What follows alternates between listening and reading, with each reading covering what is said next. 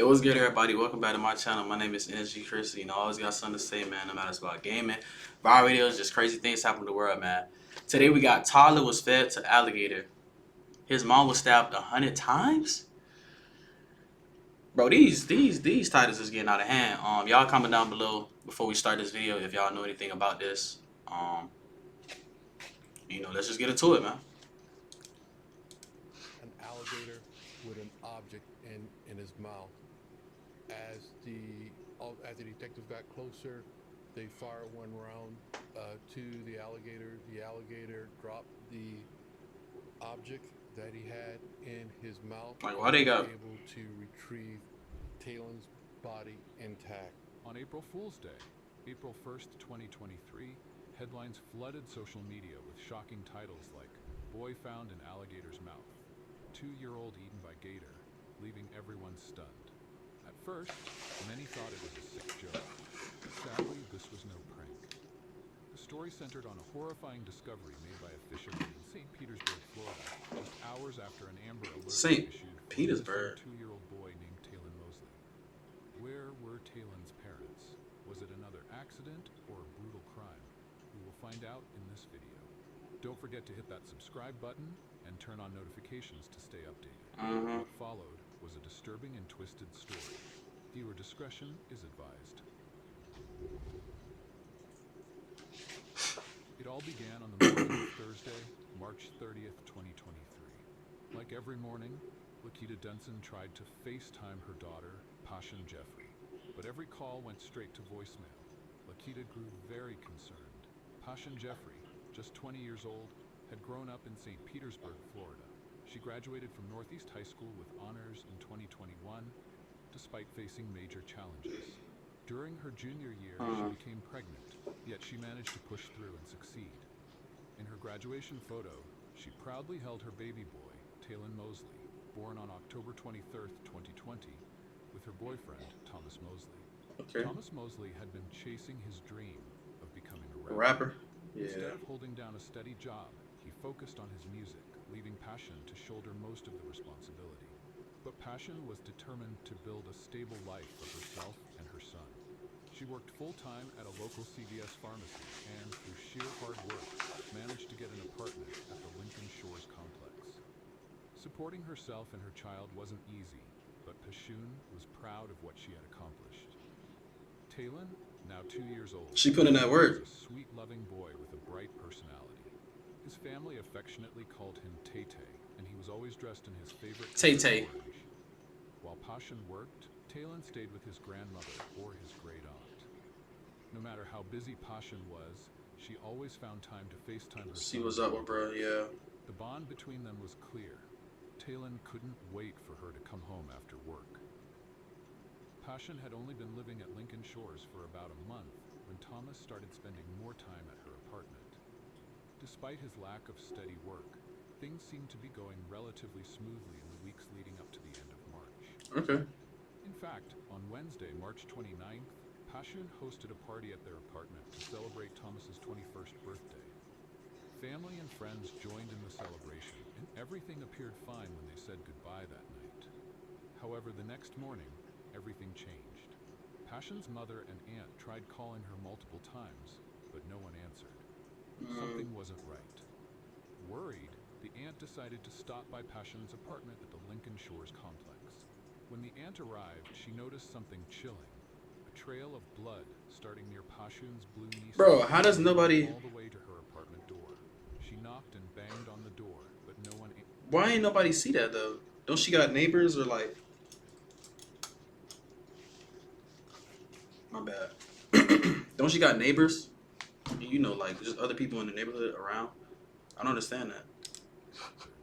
Desperate, she found a staff member and requested a welfare check. Should have been... Given the blood and the lack of response, the worker agreed to unlock the door. Nothing could have prepared them for what they found inside. Blood was everywhere, evidence of a violent struggle. In the bathroom, they discovered Passion's lifeless body. She had been stabbed more than 100 times beyond recognition. Bro, what? Beyond recognition? Man. That's a shame, bro. Whoever did it, they gotta get him, bro. Made the situation Or her, you even never know. worse. But 2-year-old Talon was missing. There was no sign of the little boy. Had someone taken him? Was he still alive? Or had something unthinkable happened to him too? These questions hung heavily in the air as the search for Talon began. When police arrived at the Lincoln Shores apartments, their top priority was clear. Find 2-year-old Talon Mosley and make sure he was safe. They knew they had a crime on their hands, but before focusing on solving Pashan's murder, they needed to ensure Talon wasn't another victim. like, bro, my thing was, Immediately issued, and soon the entire my community, thing was like local police, and even the FBI joined the search. 100 times though. Since Thomas Mosley had been the Like, last person with over 100 times, bro. after the birthday, You know how long, bro? That jump probably took so he many, became a person of immediate interest. like, hours, bro. There was hope that he might have taken Talon somewhere safe, and whatever happened to Pashan had occurred after they left. If Thomas wasn't involved, maybe Talon could still be found unharmed. Thomas's mother's house was only a 20-minute drive away. Maybe he had gone there with his son. Meanwhile, local news outlets quickly picked up the story. And locally, an Amber Alert has been issued for this missing 2-year-old boy you see on the right side of your screen here. It happened at the Lincoln Shores Apartments on 4th Street North, where detectives found 20-year-old Pashoon Jeffrey dead. Police tell us her 2-year-old son, Talon Mosley, is missing right now. So do the bulletin boards actually look like that? Could be endanger the Anybody that's inside the any of y'all that's inside, you know, anything with like crime or, you know, got that type of career, could y'all like confirm down below in the comments if the bulletin boards and stuff like actually look like that? That's crazy. They're searching for him right now. Meanwhile, investigators tracked Thomas Mosley to his mother's house. She told them he had shown up the night before around 9:15 p.m. with noticeable cuts on his arms and hands. He had just gone to St. Andrew's Hospital. When investigators found Thomas, they noticed the cuts on his hands appeared to be consistent with knife slip injuries, common when someone's hand slides onto the blade during a stabbing. These were not defensive wounds. When questioned, Thomas refused to cooperate and immediately asked for a lawyer. The fact that he didn't have Talon with him and wouldn't say where the child was made the search even more urgent. So bro did it. Again, we want to know where Talon is, and we want the father, if he knows where Talon is, to tell us. And that's what we want. We want Talon. As police continued questioning Thomas, first responders, helicopters, drones, and K-9 units scoured St. Petersburg, desperately searching for Talon. The family's pleas echoed across the city and beyond. They said, "Talon is such a sweet boy. He's always smiling, always." I mean, he gotta be. He only 2 years old, bro. And she Like, bro ain't do no wrong in the world. We're asking the public, please help us find Talon. The We've child. already lost Passion, and we can't lose Talon too. Someone knows something. Please don't stay silent. As the search for Talon Mosley intensified, dive teams scoured nearby canals and lakes, while a bloodhound from a neighboring county was brought in to assist. Investigators searched Passion's car, and a flatbed truck hauled away an apartment dumpster to sift through potential evidence. Ground teams worked tirelessly through the night, and the community rallied to help bring Talon home. One neighbor said, "A toddler missing, a mother found dead. It was a very violent homicide. Why is there so much hate in this world? Yeah. That you could do something so horrible, such a heinous crime. Just absolutely devastating." You're not lying, bro. That's sad, bro. As investigators processed the scene at Pashan's apartment, neighbors recalled hearing some noise around 8:15 p.m. Wednesday night. While they noticed a disturbance, it hadn't seemed serious enough to call the police. The search dragged on. Probably could have saved her life, bro. With no sign of the missing toddler. Then, late in the evening, a chilling. Sometimes noisy neighbors. Sometimes nosy neighbors aren't that bad, bro. You know? They could probably save your life. Only a few blocks from Thomas's mother's house, a man named Liddell Golden was fishing at Lake Maggiore, located in Del Holmes Park. The lake, known for its massive alligator population, didn't initially alarm Liddell when he spotted one in the water. But something about this sighting felt different. he noticed the alligator gripping what appeared to be a large object in its mouth, and dread washed over him. He realized what that object was. With searchers and officers already patrolling the area, Liddell quickly flagged them down. As they got closer, they found an alligator holding the lifeless body of a small child. An officer fired a single shot at the alligator's head. The creature released its grip, and police retrieved the child's body. Tragically, it was confirmed to be 2-year-old Taylon Mosley. Yo, this is sick, bro. To see the human body in an alligator's mouth after that shot. Well, I can't tell you that. Just think about anybody. The officer sees a body of a child. What would be your reaction to that? What would you think? So that officer, he or she has to, they've been working since Wednesday, and they see a child in an alligator's mouth. So they got to do their job, but at the same time, I can't tell you their reaction. I can tell you probably a lot of emotion went through their body, but they still had to do their job. Yeah. Investigators quickly focused on Taylon's father, Thomas Mosley. Yeah, they need to get whoever this is, man. Company's hospital with multiple cuts on his arms and legs. They suspected something was terribly wrong, but they needed more evidence to make an arrest. By April 1st, headlines flooded social media with shocking titles like "Boy Found in Alligator's Mouth," "2-year-old Eaten by Gator," and "Missing Toddler Discovered in Jaws of Alligator." Many people thought it had to be some cruel hoax, but for those familiar with Florida's wildlife, the story hit close to home. Alligator attacks on pets and small children aren't unheard of, but the idea that something so horrific could happen to Taylon left the community in disbelief. People wanted answers. How did Taylon end up in the lake? Was he alive when he got there? So investigators went back to the first crime scene, Passion's apartment, hoping to find solid evidence. And they found it. In the bathroom where her body was discovered, investigators found bloody footprints bearing the distinct Gucci logo, indicating that the killer was wearing Gucci shoes. Under a bed, they discovered a cleaning product bottle covered in bloody fingerprints. When tested, those fingerprints were confirmed to match Thomas Mosley's. He's stupid, They bro. pulled data from Passion's phone, which showed her last known location.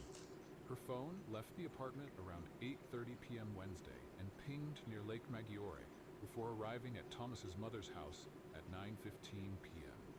Shortly after, Thomas went to the hospital to get treatment for his cuts. This timeline, along with other key evidence, Dude, a goofball, man. enough to arrest Thomas Mosley and charge him with 2 counts of first-degree murder, one for Passion and one for Taylon. In a press conference, the St. Petersburg police chief addressed the community, detailing how they found Taylon and outlining the charges against Thomas. The father, Thomas Mosley, is now being charged with 2 counts of first-degree murder. I can tell you now that Taylon's mom, Miss Jeffries, her body was stabbed multiple times. Until the medical examiner has a chance to look at Taylon's body, we cannot tell you the cause of death. Just going to get bro a third first degree. After Thomas Mosley Just was cause arrested on Friday he night, tripping. new and disturbing details emerged through the release of the affidavit. In a press conference, the police chief had already revealed that Passion had been stabbed multiple times. But according to the affidavit, the actual number was more than 100. It's ridiculous, bro. Horrifying detail that paints a clearer picture of just how violent the attack was. How you grow to hate somebody that much that you'll do that, The you know? exact cause of his Like- death remained a mystery. An affidavit suggested that being thrown into the lake played a role in his death, leading to a disturbing question. Was he still alive when his father threw him into the water and killed by the alligator? I was just thinking Or that. had he already been dead beforehand? According to the Sadly, I would hope so, bro, because Taylon was alive when he entered the water, but was not attacked by the alligators. he drowned. His body was found fully intact with no form of injury. His cause of death was therefore ruled as drowning. On Saturday, right after his arrest, Thomas Mosley made his first court appearance, pleading not guilty. According to criminal defense attorney Bryant Camareno, from a defense perspective, short of any mental health issues, insanity, or incompetency, it's hard to see how there's much of a defense here. Camareno explained that the case could take up to 2 years before reaching trial, given its complexity. When asked whether the evidence was strong enough to link Mosley to the crime, he said, "I think there's enough circumstantial evidence that points to premeditation. The number of stab wounds, the fact that he went to the hospital afterward with cuts, and sadly, the death of the child, it all suggests intent. I believe there's enough here to convict." Mosley faces 2 counts of first-degree murder. Given the severity of the charges, Camareno noted that Mosley's defense team might seek a plea deal to avoid the death penalty. He said, "If I were his lawyer, I'd be pushing to resolve this without a trial, offering something like life in prison or 50 years. Even 50 years is essentially a death sentence, but it's not the same as facing capital punishment and a lengthy legal battle that could drag on for decades." There's little public information about Thomas's background or who he is as a person. But after some digging, we discovered his YouTube channel, boasting over 1,000 subscribers and 57 videos. These low-quality music videos were quite something to behold. Thomas flashing stacks of cash, brandishing weapons, and smoking weed like it was a competitive sport. Bro, you could have just left, bro. Let's just Or whatever say it trying to was. make sense of them felt like decoding a military-grade encrypted message. They were chaotic, incoherent, and left us wondering if the investigators' comment about Thomas possibly battling mental health issues might have some truth to it. According to an officer who briefly interacted with him at the hospital, Leave him alone, he bro. was showing signs of serious psychological struggles. Normally, police wouldn't make such a claim unless something about the suspect's behavior was significant enough to warrant it. This raises the possibility that his defense team might pursue an insanity plea during the trial. Given that Florida still enforces the death penalty for first-degree murder, his lawyers may focus on avoiding a capital sentence. We've seen cases before, like Aiden Fucci's, where attempts to claim insanity failed because the defendant's behavior came across as staged. But what was it about Thomas's behavior that made police officers point out his mental state so early in the investigation? Could it have been genuine? Or will it just be another failed attempt at deflecting responsibility? Another possible defense could be that Thomas was also a victim during the attack. However, police have already dismissed this theory, stating that the evidence doesn't support it. One puzzling aspect is how Thomas went straight to a hospital after the crime. It's unusual for someone who just committed murder to check themselves into a medical facility, knowing they could be caught. They'll try to avoid His wounds that. must have been severe enough to warrant immediate medical attention, or he might have attempted to hide out longer. The fact that he remained hospitalized from Wednesday night until Friday night before being arrested shows how serious his injuries likely were. Online speculation has pointed to a chilling theory that Thomas may have planned these murders as a sick way to mark his 21st birthday. What? Many believe that waiting until after the party, taking Pashan's phone, and not attempting to flee indicates a calculated act. The excessive violence, stabbing Pashan over 100 times, suggests a Bro, that's what I'm deliberate saying, bro. not Like- something that happens in a momentary fit of anger. Even if he snapped during an argument, what he did to Talon afterward Was over, like- cold and deliberate. The Yeah. most disturbing part is how he disposed of Talon, tossing his own son into a lake infested with alligators, like tossing trash. Thomas likely intended for his son to never be found. If not for Liddell Golden, the fisherman who happened to be in the right place at the right time, the search for Talon might have continued indefinitely. It's horrifying to think what might have happened if Talon's body hadn't been discovered intact. Thanks to Liddell, Talon can now be properly laid to rest, and his recovery could provide crucial evidence in seeking justice. That's ridiculous, bro. In a deeply personal twist, Liddell later learned that Pashan might have been a distant relative of his. He described how difficult the experience has been, especially as a father of a child the same age as Talon. He believes that being there at that exact moment was more than coincidence. It felt like divine intervention. Pashan's family is still enduring the agonizing process of seeking justice for her and Talon. In October 2023, a judge declared Thomas Mosley incompetent to stand trial. This decision came after reviewing reports from 2 court-appointed doctors who recommended that he be sent to a state hospital in Chattahoochee for treatment. The judge said, No, "I'll man. find that Mr. Mosley is not competent to proceed, but I'll find that he is restorable." In 2024, he entered more court evaluations. However, at the time of making this video, there are no reliable updates on his condition or any changes in the case's status. In the meantime, legal experts like Anthony Rickman asserted that Thomas Mosley is unlikely to ever walk free. Okay, that's good. That's good. That's great. Right now, he's been found incompetent, so he's being sent to the state hospital to restore that competence. This isn't about him claiming, "I was insane at the time of the offense." Incompetency means that at this moment, he isn't mentally fit to stand trial or assist in his own defense. It's a procedural step to ensure he is in the right state of mind when the trial happens. When it's time, yeah. So far, Thomas's family has remained silent, while Pashan's family has bravely shared their grief with the public. I want people to remember them as two kids who absolutely loved each other. For Pashan's family, the most haunting thought is how much both mother and son must have suffered. Yeah. The worry was that how they suffered.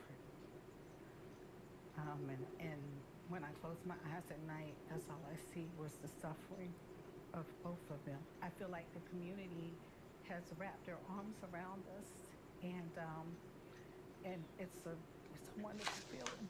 It could take years before this case goes to trial. So crazy, bro. Many are hoping that Thomas will admit to what he did before then, sparing the family and community from reliving the gruesome details in court. For now, we wait for more information, including any insight into Thomas's past or possible warning signs of this tragedy. So what do you think about this case? To us, there's little doubt that Thomas is responsible for these horrific acts. But do you believe his actions could have been driven by a serious mental health issue? All right, y'all. Appreciate y'all watching, man. This one of the craziest ones I done seen. I'm not gonna lie to you, one of the craziest ones I done heard. Y'all comment down below if y'all believe it was something mentally wrong with him and that is what drove him to do it.